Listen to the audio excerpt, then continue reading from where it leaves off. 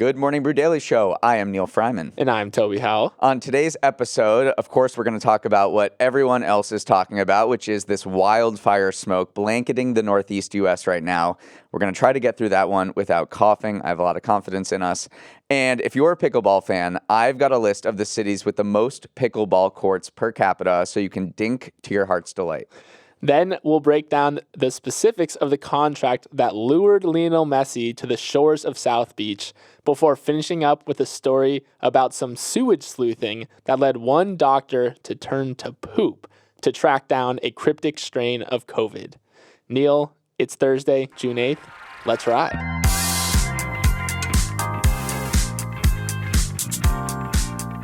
All right, so yesterday at the end of the show, just before we told you what hair and makeup we're up to, we asked you all to write in and tell us where you are listening to the show from. And holy moly, you have us feeling like Pitbull because Morning Brew Daily is giving Mr. Worldwide a run for his money. Neal, take us through some of the locations that came through the email and the YouTube comments yesterday. Sure, we got listeners in Hong Kong, Australia, Puerto Rico. I'm not going to say it like Trump. Monterey, Mexico, Oakland, California, Boise, Idaho, Brazil, Atlanta, India. We had Amita writing in from Tanzania, so we could form our own United Nations. I love that Boise, Idaho just made it in there too. Shout out Boise. But yeah, thanks you to everyone who listens, and I can't believe how global we are. Yeah, it's the internet, feeling. globalization. Yeah. Let's go to our first story. Yesterday had very March 2020 vibes here in New York City. People were walking around in masks. They were urged to spend most of their time in their homes. Events were canceled, and social media users became experts in something they hadn't even heard about the day before. Of course, I am talking about this wildfire smoke that choked the city and other regions of the Northeast yesterday. Seems, again, it's going to be bad today. And I don't want to blame Canada on everything, but you have to blame Canada for this because smoke from more than 400 wildfires raging in Canada right now has drifted down to the U.S. and caused these really apocalyptic scenes of orange haze reminiscent of Blade Runner or Mars. I don't know what Mars looks like, but I can imagine it was pretty close. It was really unhealthy. According to Stanford researchers, yesterday was likely the worst day for wildfire smoke in American history in terms of the number of people who were exposed to toxic wildfire smoke. And New York City had the worst air quality of any city in the world. America first, baby. Number one. Let's go. So the smoke, besides freaking everyone out, was truly disruptive to daily life and the summer economy. So the FAA slowed flights headed to Newark, LaGuardia, and Philadelphia International Airport because of the low visibility. Thousands of flights were delayed.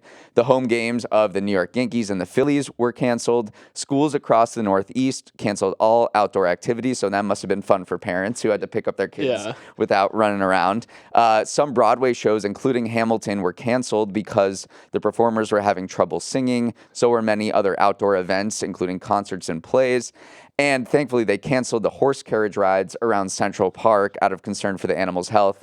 Just make that permanent, please. Yeah, it's like the world's worst snow day where you get none of the benefits of like knowing that you're going to have a work from home day. By the way, we did not cancel the podcast, even though we're doing a little coughing right here. I also think it's funny that all the West Coasters and the Californians and the people from Oregon, Seattle area are looking at us freaking out about wildfires and saying, you know that this happens to us every single year. And only when it finally hits New York is it getting all this outsized media coverage. So I thought that was a really funny dynamic on social media yesterday. Right. I was talking to my friend in Colorado, and he's like, yeah, this happens all the time out here. And what you saw was, I bet you air purifier sales are through the roof right now. We were seeing it on social media yesterday. People were posting signs on like hardware stores saying we do not have any air purifiers. Right. Go elsewhere. It's actually, there's also this SEO arms race that's happening. I just Googled air purifiers, and you see every major news publication has a story saying here's where you can find an air fryer for 25% off. So it's a very interesting thing to see how internet companies have kind of jumped on this and using it for SEO. It's affecting everyone. So just want to talk about the health impact. Smoke from wildfires, it's not good for you, and obviously it's worse for vulnerable people, older people, children, people with heart disease, asthma, other respiratory diseases. And you can protect yourself by definitely staying indoors, but that's not all you can do, because outdoor contaminants can get into indoors as well. As we were sitting in the office yesterday and we're like, it smells like freaking bonfire out here. So they recommend you turn on the AC because an HVAC system can sort of circulate the air if you have one. And then you can also get a portable air purifier, which is what our friends in Colorado and the West Coast have. And you can also track the air quality using various apps. So the EPA has this app called Air Now, which experts recommend you download, and can sort of scope out the scene that way. It does not look good right now. Yeah. But these people all on the West Coast are. I read about someone living in Sacramento who's like, yeah, everyone out here has these apps downloaded, right. and it's a way of life. It's sort of the way of life, and obviously, and people living in Asian countries as well are sort of just used to this. And here in New York, we're like, this is the first time we've ever experienced it. This is the worst ever. Although, one final note on air quality. So yesterday, actually on Tuesday, air pollutions hung around 52 to 70 micrograms of pollutant per cubic meter of air. That's how you measure air pollution. And that's still lower than the 100 to 200 micrograms per cubic meter. That was the annual average concentration in New York City in the 60s and 70s. That was before the Air Quality Act, the Clean Air Act was passed. And so air quality in New York used to be really, really bad, and almost like a wildfire was happening every single day. So I am never taking fresh air for granted. Right, again. exactly. And that's the takeaway. And for many people, this was a sign of like the climate change crisis, like happening now and just going into the future. You're already seeing insurers like State Farm and Allstate not insuring homes in California because of the wildfires. And it's just like, damn, this is our new normal. It's dystopian, man. All right, let's move on. Neal, the GOAT, my GOAT, the greatest soccer player on earth, Lionel Messi, has decided where he will be playing soccer next season. It's not Barcelona. It's not in Saudi Arabia. It's in my home state of Florida, baby. Messi is officially on his way to Major League Soccer, where he will play for Inter Miami. So how did a league that calls it soccer and not even football convince our boy Leo to come? Well, a contract has not officially been signed yet, but it's reportedly a complex 2.5-year deal with a total value well over $100 million. But that number feels surprisingly low when you consider that Messi reportedly turned down a nearly $400 million per year deal from Saudi Arabia. But here's the magic of the Inter Miami deal.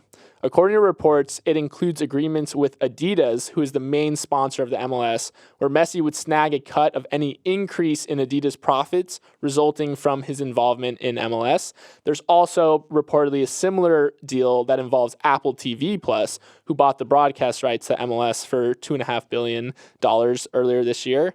And finally, there's likely a piece that would see Messi getting a stake in Inter Miami itself, which is currently valued at $600 million. You can better believe, though, that number will go up once Messi's signing is completed. So overall, the financial piece has a ton of upside for Messi. Right. Plus, he gets to play in the best league in the world. That's objectively not true. Tongue in cheek. That is objectively not true. But I think let's talk about the Apple thing, because that's super interesting. Apple last year paid MLS $2.5 billion to be the exclusive broadcast home of MLS across 100 countries on this program called Apple's Season Pass, MLS Season Pass. For the next 10 years. For the next 10 years. Not for 1 year. We're not at that level yet. Not for 1 year. But basically, Messi now has a rev share with every new subscriber that signs up for this MLS Season Pass on Apple. He gets a cut of that, which I was reading these streaming experts, and they're like, we have never seen anything like this, because for Adidas, these merchandise and apparel companies, it's kind of common for them to chip in to bring huge stars from one team to another. But it's kind of unheard of in this streaming age for Apple. I was going to say a media company, but it's literally makes iPhones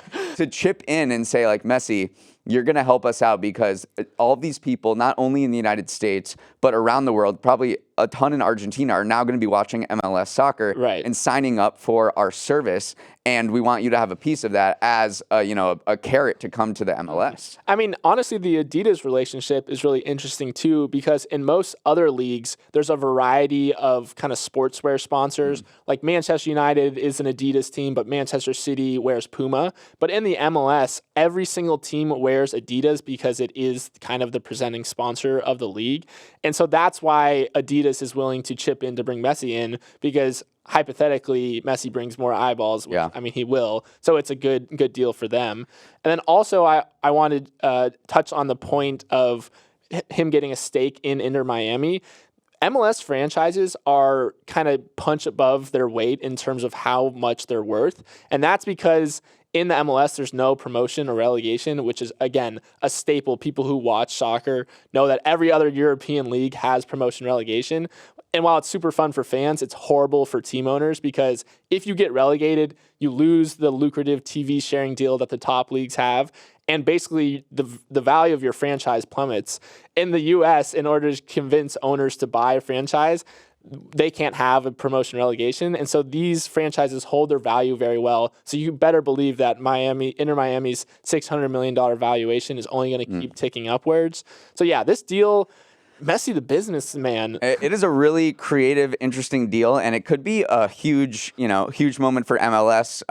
Definitely the biggest signing since David Beckham in 2007. He went to Los Angeles. I mean, just one example of this is that Inter Miami's Instagram doubled in the hours. Their number of followers doubled in the hours after Messi signed. So it could be, it could be a little bit of a needle moving moment for MLS, and it's super exciting. I'm pumped. All right, there is a ton of back to the office news I want to talk about. Let's first go with this cautionary tale about when you let workers go remote. It is a tall task to bring them back to the office. So the insurance company Farmers is finding out right now the hard way because its employees are revolting after its new CEO said many of them will soon be required to come back to the office for 3 days a week, the Wall Street Journal reported. The problem is that this company last year promoted a flexible remote culture. Many of the employees took that to mean, okay, I'm going to move to a different city. I'm going to sell my car because I don't need that for a commute anymore. They spent a lot of money upgrading their home offices, and they are just super angry about having to come back to the office. Employees left more than 2,000 angry comments on the company's internal social media network, and some are threatening to quit or unionize, saying they were misled. Now, obviously, this is bad, but we want to talk about it because it's not an isolated incident. We've seen this kind of backlash with other companies that are doing a bit of a office U-turn. Disney, Amazon, and Lyft are dealing with really angry employees who were promised remote work but are now being required to return to the office at least some of the time. Executives think that this is just better overall for the company. I learned this from being a camp counselor for many years. You can always go from strict to lenient, but you cannot go the other way around because you've just set the expectation. Yeah, no, that's the main takeaway here is you can't give them the benefit and then try to take it away. And it's so interesting because my whole perspective on this has shifted since coming into an office. It's so bad, but I kind of see where it's coming from, where it is so much better, especially in our line of work where creativity and collaboration is actually very important. That's where I always think it falls a little flat, is the Farmers Insurance CEO is saying that's why we're coming back to the office, to increase creativity and collaboration in insurance. Like, it just doesn't seem as, I don't know. I can see it for Disney, for instance. That makes a lot more sense. So you just feel duped though when you say, it's all about communication. Right. I mean, you can debate the merits of office work or not in office work, but it is all about, what executives are saying and how they back it up. Speaking of PR disasters, Salesforce wants to get its employees back into the office. Its CEO, Mark Benioff, has had a complete U-turn. He said, early in the pandemic, he was like, oh, remote work is great. And now he said that the employees that he hired for remote work were less productive than the ones in office. So they're doing this fundraising initiative called Connect for Good, and they're donating $10 to a local charity for each day an employee comes into the office between June 12th and June 23rd. This got a lot of backlash for, being called emotionally manipulative of workers to say, like, hey, if you don't, this child is going to go hungry if you don't come back to the office. Yeah. I mean, it's ridiculous, too, because the workers are like, just give us the money and we'll decide to donate to charity. Don't do it on our behalf. So, yeah, you're seeing these PR nightmares. One final thing on this return to office debate. Martha Stewart weighed in, came in kind of from the top rope. She's everywhere. You can't escape her. In a recent interview with Footwear News, she said, you can't possibly get everything done working 3 days a week in the office and 2 days remotely. That was her baseline stance. And then she just ricochet shot at France for some reason. She goes, look at the success of France and their stupid, off for August, blah, blah, blah. This is a direct quote. That's not a very thriving country. So it's just funny that people just have these very, very deep-seated feelings about The Office, especially when you came from a generation where it wasn't an option at all. So I would just keep my mouth shut about this if I'm a public figure. But she kind of does have a point with France. If you have friends with anybody who works with Europe, they will tell you that you cannot get in touch with anyone over the summer. They just don't work over the summer. I love it. Yeah, it's amazing for work-life balance, but our America's GDP is a lot higher than this, so I'll just say that. True that. All right, let's get into Neal's Numbers, which is the segment where I share 3 facts or figures or stats from the week's news after I did all my reading. Let's go with number 1 is if you're thinking of moving to a new city and the availability of pickleball courts is important to you, which it is to many. Yes. I've got a list of the U.S. cities with the most pickleball courts per capita, according to a new study from the Trust for Public Land, which is doing the Lord's work here. So number 1 on the list is Seattle with 20.5 courts per 100,000 people. Number 2 is St. Petersburg, Florida. Then we got Lincoln, Nebraska, surprise, surprise, Honolulu, and Madison, Wisconsin. The least amount of pickleball courts per capita, and this may be for some people who don't want to hear the noise all the time, well, I would suggest moving to Fresno or Buffalo, both with virtually none. So pickleball, the reason we're talking about this, it is the fastest growing sport in the U.S. right now, and they just can't build enough courts to satisfy demand. In the 100 biggest U.S. cities, the number of public pickleball courts has spiked 6-fold from 420 in 2017 to 2,800 now. I love pickleball. This is music to my ears, Neal. And it makes sense, Seattle, because I'll drop my fact. Pickleball was invented on Bainbridge Island, which is an island off near Seattle. It's also where my girlfriend's from. And so time there. I've spent a lot of time there, and they have like the origin of pickleball courts in the park. It's steeped into the very history of Bainbridge Island. So it makes sense that Seattle's number 1. Are they building a pickleball Hall of Fame there? That's where it would be. That's where it would be. Truly. I don't know if they have like the space. It's kind of a small island. So I love to see pickleball. And then I just want to bring this up because we talked about Swimply maybe last week, which is the startup that helps people rent out private swimming pools in their backyard. It recently said it was moving into the pickleball space. So it's allowing people to rent out pickleball courts to others. And it said that the revenue from its pickleball division, it's expecting that to pass revenue from its swimming pool division in the next few years. Crazy. So does it have to change its name to... I don't even know. Maybe it will. Pickleball limply. Maybe it will. Let's move on. So it's a tale as old as time.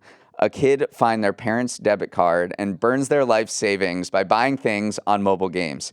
This time, a 13-year-old girl in China and her friends spent $64,000 on mobile game transaction with her mother's debit card. And when the teacher called her mom about the girl's potential video game addiction, the mom checked her bank account and found a balance of just 7 cents and kind of freaked out. So the story of this extremely large allowance went viral in China, receiving more than 140 million views on Weibo, China's version of Twitter. And I think it hit a nerve because the government has treated video game addiction in China as a serious threat, putting internet restrictions on teens and children. And the government says teens aren't supposed to play video games for more than 3 hours a week. But it's also a problem in the U.S. I mean, how many stories have we read of kids, somehow stumbling on their parents' credit cards or getting their payment information and spending thousands of dollars on games like Roblox, which make it so easy to buy these like in-game purchases or what they're called microtransactions. Yeah. Although I did this particular news story out of China, she was like covering up and like hiding the bank account. So this was not her accidentally stumbling upon it. Do we know what game it is, or is it? I don't know what game. Not something that would be recognizable. I'm just gonna imagine it's Candy Crush and that she really wanted a bunch of extra lives, $64,000 worth of them. This is just a huge thing. So the global microtransaction market is growing to $76 billion this year from $68 billion last year. These games make it so easy for you. They lure you in to make it free, and then they say like, buy this, so you can have a better experience. All right, our final Neal's number. It's less of a stat and more of a summer travel tip for any thrill seekers in the audience here. One of the most anticipated new roller coasters of the year, Wildcats Revenge, is just opened in Hershey Park, PA, a park I used to go to as a kid. This is Neal's number, so I got to hit you with some stats on this ride. You're going to go up 140 feet on the lift hill and then plummet into the abyss on 82 degrees of descent. That seems quite steep. You're going to hit a max speed of 62 miles per hour. Then over the course of the 2-minute and 30-second long ride, you're going to hit 4 different inversions, including the world's largest underflip, which I cannot say I know what an underflip is. I think it's just a more intense loop-de-loop maybe underflip. What's interesting about this particular roller coaster is it is an homage to 2 previous coasters at this park. Wildcat was the name of the first ever coaster at Hershey Park. It was built 100 years ago in 1923. Then another Wildcat was built in 1995. That coaster closed last year, but on the final ride were the parents of a teenage ride operator who died of cancer, and his favorite ride was Wildcat. So it's kind of a poignant moment. Yeah, this is steeped in history, and I'm from Florida, which is kind of the roller coaster capital of the world. And so I want to know, this is interesting because that 62 mile an hour top speed, there's a roller coaster in Busch Gardens called Cheetah Sprint, which I think is the fastest roller coaster in the world. So I'm going to have to do, it's a ride that, no, I mean, like, what is the speed? I know. I need to look it up and compare and see if Cheetah is faster than Wildcat, and maybe do a little trip to Hersheyville. We'll put Hershey Park. Hershey Park. You're not a Northeast guy. I am not a roller coaster guy. I am even teacups. Like, I won't go on teacups. Oh my lord. All right, Neal. Let's move on to our 5th and final story, which is actually all about number 2. That's right, we got a story about poop to close out the show. Apparently, there is this mystery person in Ohio that scientists have been tracking for literally 2 years who has a unique, never-before-seen strain of COVID. So how does poop come into play here? Well, COVID actually shows up in human waste, and analyzing wastewater has been a decently reliable measure for tracking the spread of COVID over the life of the pandemic. So enter Dr. Mark Johnson, a virologist at the University of Missouri. He noticed a cryptic strain, which is a highly specific mutation of COVID, kept popping up in a certain area of Ohio. His hypothesis was that it's coming from one person, and through various tracking methods, he even narrowed it down to a point where he thinks the mystery pooper lives in Columbus, Ohio, and that they commute to work in a city about 45 minutes away. Just a fantastic story, Neal. Yeah. This is freaking wild. This person has had COVID for more than 2 years, is just shedding viral loads every day. They know exactly where they work. They know exactly where they live. I don't understand how they haven't found this person yet. So if you live in Columbus, commute to Washington Courthouse, aren't feeling well because this person is not feeling well. They have 2 years. Serious GI problems right now. And you are, maybe going to the bathroom in both places and you're ending up in the watershed. Contact this guy, Mark Johnson. Yeah. This is his pet project. He needs to find out who this is because he says it's actually important for learning more about long COVID because this person's had it for over 2 years. Yeah. It's a funny story, but yeah, it could be it's serious. A great unlock for long COVID. What a show. I'm kind of scared about leaving the office to see what it's like outside. Please write us in Morning Brew Daily at morningbrew.com. Morning Brew Daily at morningbrew.com. We love hearing from you. Huge shout out to our crew for waking up early and braving the smoke to make the magic happen. Emily Iron is our editor and producer. Samantha Velez and Raymond Liu are the associate producers. Uchenna Ogu is our technical director. Billy Menino is on audio. Hair and Makeup has joined the hunt for the Columbus COVID pooper. Devin Emery is our chief content officer, and our show is a production of Morning Brew. Great show today, Neal. Let's run it back tomorrow.